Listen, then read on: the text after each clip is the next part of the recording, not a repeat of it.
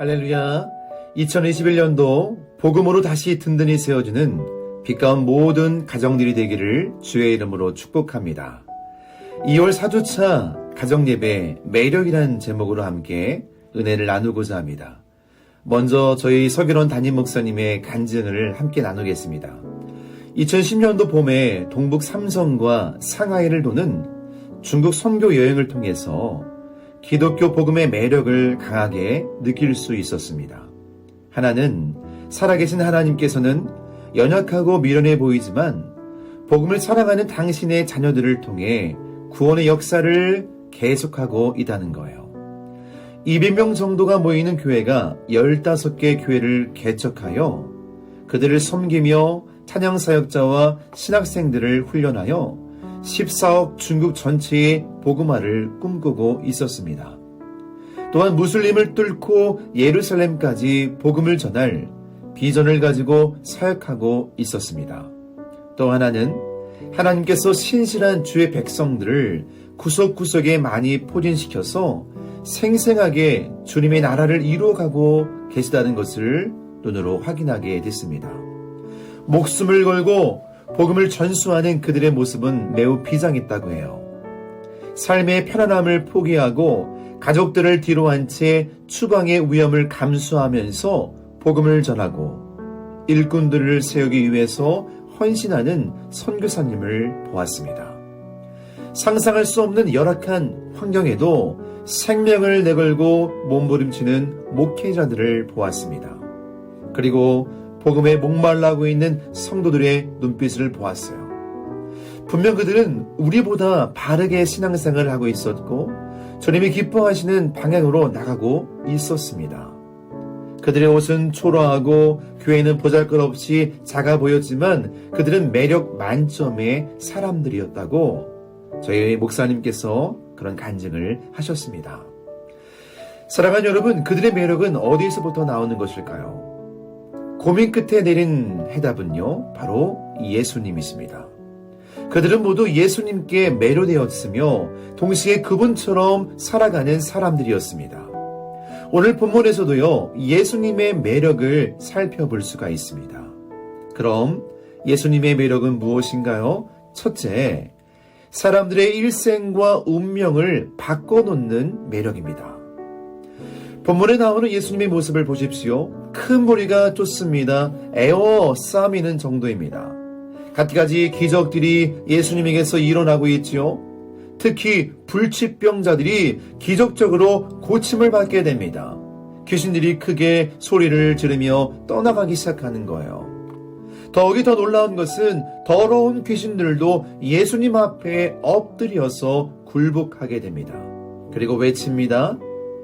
마가복음 3장 11절, 더러운 귀신들도 어느 때든지 예수를 보면 그 앞에 엎드려 부르짖어 이르되 당신은 하나님의 아들이니이다 하니. 아멘. 그 어떤 사람도 예수님을 만나기만 하면 그의 문제와 삶이 치유받고 변화받으며 더 나아가 운명 전체가 바뀌는 놀라운 사건을 경험하게 되는 것입니다.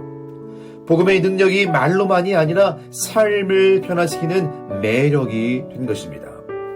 두 번째는 예수님은 비움의 매력을 가지고 계십니다. 예수님의 인기가 하늘을 치솟듯 올라가게 되었어요.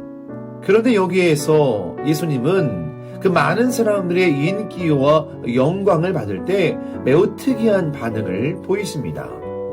마가복음 3장 7절에 예수께서 제자들과 함께 바다로 물러가시니, 마가복음 3장 9절에 예수께서 무리가 에워싸미는 것을 피하기 위하여 작은 배를 대기하도록 제자들에게 명하셨으니. 아멘. 예수님은 수많은 군중과 무리를 피해서 다른 곳으로 이동하십니다. 그것도 작은 배를 타고 바다로 나가시는 거예요. 귀신들이 소리를 지를 때 주님은 선전하지 말라고 경계하십니다. 인기에 빠지지 않으십니다. 높아지면 높아질수록 낮아지시는 길을 택하시고 계신 것이죠. 많이 가지면 가질수록 나누어 주는 길을 주님은 걸어가셨습니다. 한마디로 이것을요, 비움이라고 말할 수 있습니다. 이것이 바로 예수님의 매력이었어요. 예수님은 항상 자신을 비우는 데 힘썼습니다. 예수님은 늘 기도를 통하여서 자신을 비우는 작업을 하셨어요. 그랬기에 자기를 비우고 자기 안에 하나님의 뜻을 채워서 십자가를 넉넉히 질 수 있었던 것입니다. 육적으로는 금식을 하셨죠. 금식을 통해 몸을 쳐서 복종했습니다. 금식은 단순히 음식을 끊는 것이 아니라 풍요와 욕심과 쾌락을 멈추는 거였어요. 우리는 예수님처럼 육의 겉뜻을 금식하고 영의 만찬을 즐겨야 합니다. 질투를 금식하고 사랑의 만찬을 즐기면서 거짓을 금식하고 정직의 만찬을 즐기고 두려움을 금식하고 평안의 만찬을 즐겨야 합니다. 예수님은 힘과 능력을 마음대로 쓰지 않으시고 하나님께 물으면서 하나님의 뜻을 따르셨어요. 절제라고 하는 것은요, 성령의 은사이고 열매입니다. 마지막 때를 살아가는 우리는요, 이런 절제를 잘 훈련함을 통해서 비움을 우리는 훈련하고 배워야 합니다. 일주일 동안 살면서 말을 절제하고 침묵해 보십시오. 내 말을 줄이면, 언어를 줄이면 하나님의 음성이 크게 들립니다. 시간을 절제합시다. 하루 24시간을 내 유익만을 위해서 살고 있지는 않습니까? 기도하는 시간까지 나를 위해서만 쓰고 있지는 않습니까? 사랑하는 여러분, 절제는 움켜쥐는 것이 아닙니다. 손을 펴서 비울 것은 비워야 합니다. 세 번째는 예수님의 비움은 채움을 위한 매력이었습니다. 예수님은 비움으로 끝내지 않았습니다. 비움 마음으로 제자들을 세우시고 계십니다. 그것도 자기가 원하는 자 12를 세워서 그들로 하여금 전도하게 하시고 귀신을 내어 쫓게 하십니다. 하나님 나라 확장을 위하여 무언가 채우고 계신 것입니다. 예수님은 비워진 마음에 영혼 구원과 하나님 나라 확장이라고 하는 사명을 채우고 계신 거예요. 무수요 비움 이상의 매력입니다.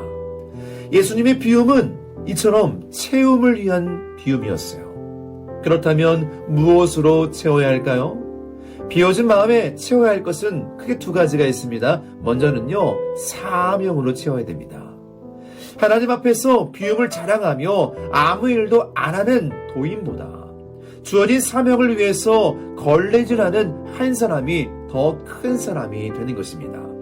사명으로 살면 순수하고 단순한 삶이 펼쳐져요. 내게 주어진 직분, 내게 주어진 일터, 내게 주어진 가정이요, 매우 소중한 하나님을 위한 위대한 이름을 깨닫기 때문입니다. 둘째는요, 사랑으로 채워야 합니다. 예수님은 제자들을 사랑하십니다. 제자들과 더불어 살아주시고 당신의 모든 것을 쏟아 부어 주었어요. 또한 그들을 축복하사 별명까지 붙여주시죠. 시몬에게는 베드로, 세베대의 아들 야고보와 요한에게는 보아너게, 즉 우레의 아들. 그들은 주님을 따르면서 주님과 함께 하나님 나라 확장을 위한 거룩한 거목돌로 세워주십니다.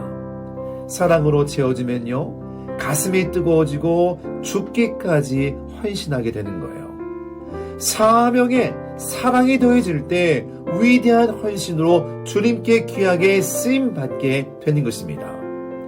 예수님께서 많은 사람들에게 도전을 주고 그들의 인생과 운명을 바꿔 놓았던 것처럼 우리 가족 모두가 예수님의 비움과 체험의 삶을 실천함으로 이 땅 가운데 참된 매력적인 인생이 되시기를 주의 이름으로 간절히 축복합니다.